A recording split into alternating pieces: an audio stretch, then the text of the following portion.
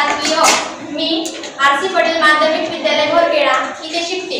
माझी शाळा सुंदर शाळा या अभियानाअंतर्गत गावात फिरताना माझे असे निदर्शनात आले की लोक रस्त्यावर घाण करतात, सांडपाणी सोडतात, धुंडतात. स्वच्छतेचा जर विचार केला तर शहरात कचरा हा फार गुंतागुंतीचा प्रश्न होत चाललेला आहे. शहरात कचरा की कचऱ्यात शहर हेच कळत नाही. आपल्या संस्कृतीमध्ये म्हटले जाते की जिथे स्वच्छता असते तिथे समृद्धी जाते. पण आपण खरंच स्वच्छता ठेवतो का? आपण आपली चुकी न मानता शासनाला दोष देतो. ते तर आपलं काम करतच आहेत, परंतु आपण आपलं काम करतो का? आपण आपलं घर स्वच्छ ठेवतो, पण परिसर स्वच्छ ठेवण्याचा विचार कधी केला का? आपण कागद रस्त्यावरच टाकणार, पण कचरा पेटीत नाही. जिथे लिहिलेलं असेल की इथे थुंकू नका तरी आपण तिथेच थुंकणार. आपल्यामध्ये आपल्याला तरी हे बरं वाटतं का? स्वच्छता करणे हे फक्त शासनाचेच कर्तव्य नव्हे तर हे आपलंही कर्तव्य आहे. कारण अस्वच्छतेचा त्रास तर आपल्यालाच होतो. संत गाडगेबाबांनी आयुष्यभर स्वच्छतेलाच महत्त्व दिले. गांधीजींनी सुद्धा आयुष्यभर स्वच्छतेचाच मंत्र जपला.